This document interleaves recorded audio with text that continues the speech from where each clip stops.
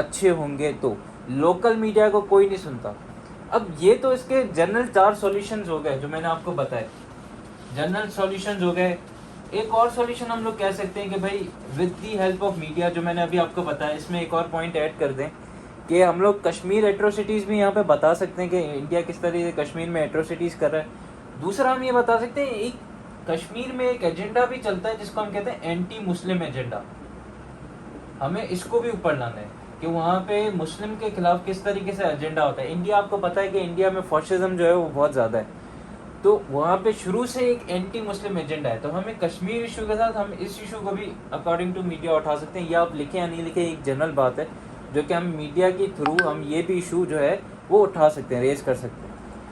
पांचवा, अब एक इम्पॉर्टेंट पॉइंट है, ये जो सॉल्यूशंस मैंने सारे बताए ये ज़रूरी सॉल्यूशंस हैं, लेकिन इन सॉल्यूशन को इम्प्लीमेंट कैसे कर सकते हैं आप, ये एक जनरल बात बता रहा हूँ। क्योंकि देखें, बात उसकी सुनी जाती है जिसके पास, जिसकी इकोनॉमी ज़्यादा होगी।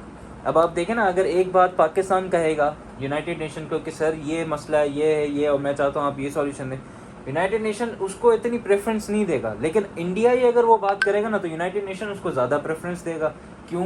नंबर 1 कि इंडिया की इकोनॉमी जो है वो हमसे ऊपर है, इकोनॉमी उसकी ऊपर है, तो इसलिए इंडिया को सबसे ज़्यादा प्रेफरेंस दी जाती है रादर देन पाकिस्तान। लोग इसमें इन्वेस्टमेंट करेंगे, इंडिया में इन्वेस्टमेंट करना पसंद करेंगे रादर देन पाकिस्तान। क्यों? क्योंकि उसकी इकोनॉमी बड़ी है हमसे, वो ग्रो कर रहा है, उसकी इंडस्ट्रीज हमसे बड़ी है, उसका टूरिज्म हमसे ज़्यादा है। तो अगर तो पाकिस्तान को चाहता है कि चारों सॉल्यूशन जो हैं ये इम्प्लीमेंट हों, तो उसके लिए लाजमी है कि वो अपनी इकोनॉमी पे वर्क करे, उसको बढ़ाए। क्योंकि हमें पता है कि हम लोग, एक एग्जांपल मैं देना चाहूँगा, वो ये है कि beggars can not be choosers. तो हमें जो है, अगर हम चाहते हैं कि वर्ल्ड हम पे डिपेंडेंट करे, तो हमें अपनी इकोनॉमी रेस करनी होगी। ये जो 4 सॉल्यूशन है, ये सॉल्यूशन हैं तो सही, लेकिन ये सॉल्यूशंस तभी इम्प्लीमेंट होंगे जब हम अपनी इकोनॉमी पे काम करेंगे, कंट्रीज़ हमारे अंदर इन्वेस्टमेंट करेंगे, हमारे मुल्क में इन्वेस्टमेंट करेंगे, तब होंगे, वरना ये कि सॉल्यूशन जो है इम्प्लीमेंट नहीं होंगे। ये एक जनरल बात थी जो बता रहा हूँ। तो इसलिए लाजमी है कि Pakistan should work on it's economy. जितनी ज़्यादा इन्वेस्टमेंट होगी, जितने ज़्यादा स्टेक्स होंगे कंट्री के, हमारे कंट्री के अंदर, तभी वो हमारी बात सुनी जाएगी, वरना हमारी जो बात है वो नहीं सुनी जाएगी। अब आखिरी पॉइंट है जिस पे हम लोग जो है ये इशू एंड करेंगे, वो है अदर सॉल्यूशंस का। ये तो सॉल्यूशंस थे पाकिस्तान के, अब इसके कुछ अदर सॉल्यूशन है, अदर सॉल्यूशंस लास्ट। अब अदर सॉल्यूशन में क्या है कि नंबर 1 सॉल्यूशन है प्लेबिसाइड का, जो कि किसने दिया था? यूनाइटेड नेशंस ने दिया था। लेकिन ये सॉल्यूशन जो है ना, ये नहीं हो सका। इसका रीज़न है, नंबर 1 रीज़न ये है कि अगर प्लेबिसाइड अभी हो जाता है तो ये एक बहुत बड़ी एम्बेरसमेंट होगी इंडिया के लिए। क्यों? क्योंकि ये जो कश्मीर का इशू है ये 73 ईयर्स ओल्ड है, जब से इंडिपेंडेंस हुई 73 ईयर्स ओल्ड इशू ये है प्लेबिसाइड का। अगर इंडिया इस पर अभी मान भी जाता है तो ये चीज़ इसके लिए एक बड़ी एम्बेरसमेंट होगी कि 73 ईयर्स के बाद जाके मान रहे हैं। लेकिन ये सॉल्यूशन तो बहुत पहले ही आ गया था, शुरू में ही, ऑलमोस्ट 1947 या 48 में ये सॉल्यूशन आ चुका था। तो इसलिए हम लोग प्लेबिसाइड जो है इंडिया उसको रिजेक्ट करता है। पहला रीज़न ये कि फेस सेविंग के लिए। दूसरा रीज़न ये है कि वो इस बात से भी डरता है कि इंडिया में अभी, इंडिया के अंदर अगर आप अभी देखोगे ना, तो इंडिया के अंदर एक चली सेपरेटिस्ट मूवमेंट। कुछ सिटीज़ हैं या स्टेट्स हैं जो वहाँ से सेपरेट होना चाहते हैं, जैसे आसाम हो गया, तमिलनाडु हो गया, ये कुछ स्टेट्स हैं जो वहाँ पे इंडिया से सेपरेट होना चाहते हैं। एक सेपरेटिस्ट मूवमेंट इंडिया के अंदर ऑलरेडी चल रही है। अगर तो इंडिया प्लेबिसाइड के लिए राज़ी भी हो जाता है, कश्मीर को बोलता है कि भाई आप प्लेबिसाइड कश्मीर में करवा लो, तो ये जो दूसरे स्टेट्स हैं, आसाम हो गया, तमिलनाडु हो गया, और दूसरे भी कुछ हैं, वो उनका मतलब मुझे मेंशन में नाम मुझे याद नहीं है, तो ये जितने भी स्टेट्स हैं ये भी बोलेंगे कि भाई अगर आप कश्मीर में प्लेबिसाइड करा रहे हो तो हमारे पास भी प्लेबिसाइड कराओ। वो इंडिया कभी नहीं मानेगा। अगर आप कश्मीर में प्लेबिसाइड करवा रहे हो तो इंडिया वहाँ पे ये स्टेट्स हैं, ये भी स्टेट्स बोलेंगी ना कि हमारे पास भी आप प्लेबिसाइड जो है वो करवाओ। तो इसलिए कश्मीर जो है वो, जो इंडिया जो है वो प्लेबिसाइड के ऑप्शन को रिजेक्ट करता है। पहला पॉइंट ये। दूसरा पॉइंट ये है कि हमारे पास एक प्लान था जिसको हम लोग कहते हैं ओवन डिक्सन प्लान। ये सबसे बेहतरीन प्लान था according to me, Owen Dixon plan हम लोग इसको कहते हैं, ठीक है।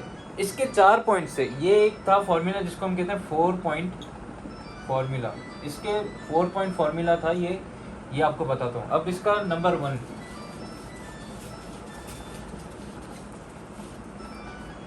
1, ये एक बंदे ने दिया था जिनका एक सर थे जिनका नाम था ओवेन डिक्सन।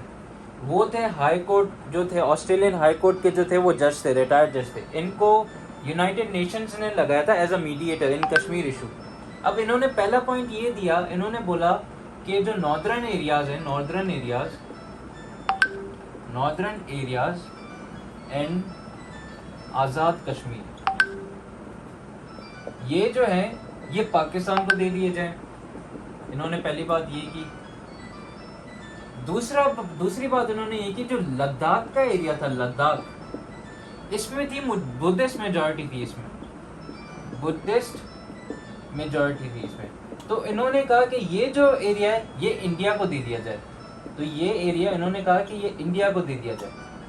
तीसरा, ओवेन डिक्सन साहब ने ये बात की कि जो हमारे पास जो जम्मू का एरिया है, जम्मू का, क्योंकि अगर आप नाम सुनेंगे ना तो उसका पूरा नाम है जम्मू एंड कश्मीर, ठीक है। उसमें आपके नॉर्दर्न एरियाज भी आ जाते हैं, आज़ाद कश्मीर आ जाता है, जो कि उन्होंने कहा पाकिस्तान को मिले।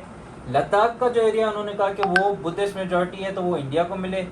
जम्मू का जो एरिया है ना, जम्मू का एरिया, उन्होंने कहा कि जम्मू में एक रिवर फ्लो करता है, उस रिवर का नाम है रिवर चेनाब, ठीक है। वो बिल्कुल ही सेंटर पे फ्लो करता है जम्मू के। तो उन्होंने कहा कि रिवर चेनाब जो है ना, जैसे फॉर एग्जांपल ये रिवर है, इसको आप बीच से कट कर दो रिवर को।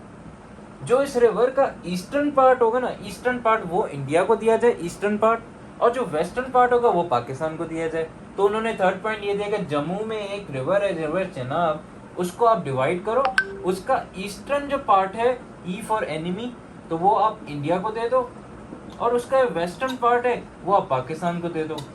अब अगर आप देखें ना तो इसमें पाकिस्तान का वाकई फायदा, ये तो नॉर्दर्न एरियाज और आज़ाद कश्मीर तो हमारे पास अभी भी हैं। लद्दाख तो वैसे बुद्धिस्ट मेजॉरिटी, ये इंडिया ले या चाइना, उससे हमें कोई ताल्लुक नहीं है। लेकिन अकॉर्डिंग टू दिस प्लान हमें जम्मू भी मिल रहा था अगर पाकिस्तान एक्सेप्ट करता, लेकिन उसने नहीं किया।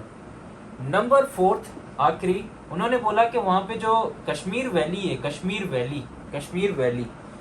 कश्मीर वैली में उन्होंने कहा, सर ओवेन डिक्सन साहब ने, उन्होंने बोला कि कश्मीर वैली जो है उसमें आप लोग करवा लो प्लेबिसाइड, कश्मीर वैली के अंदर आप लोग करवा लो प्लेबिसाइड। कश्मीर वैली में जो लोग रह रहे हैं वहाँ पे आप प्लेबिसाइड करो और उन लोगों से पूछो कि वो इंडिया को ज्वाइन करेंगे या पाकिस्तान को ज्वाइन करेंगे। तो ये था ओवेन डिक्सन प्लान, जिसमें आखिर का पॉइंट ये था कि कश्मीर वैली जो है उसमें आप प्लेबिसाइड करो, प्लेबिसाइड में लोग बताएंगे कि वो इंडिया को ज्वाइन करेंगे या फिर वो पाकिस्तान को ज्वाइन करेंगे। तो ये था सर ओवेन डिक्सन प्लान, जो कि एक रिटायर्ड हाई कोर्ट के जज थे, ऑस्ट्रेलियन जज थे वहाँ के। तो ये उन्होंने 4 पॉइंट फार्मूला दिया था सर ओवेन डिक्सन ने। ये मेरे हिसाब से बड़ा बेहतरीन फार्मूला था, इसके तहत अभी तक ऐसा कोई फार्मूला नहीं आया इसके अलावा।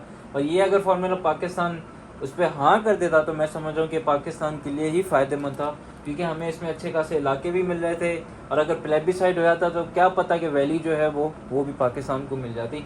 लेकिन खैर दोनों ने रिजेक्ट किया, इंडिया ने भी रिजेक्ट किया, पाकिस्तान ने भी रिजेक्ट किया। तो ये थे इसका अदर सॉल्यूशन जो है कि प्लेबिसाइड हुआ, सर ओवेन डिक्सन साहब आए। और एक और प्लान है जिसको हम लोग कहते हैं नंबर 3, ये आपने सुना नहीं होगा, एंडोरा प्लान।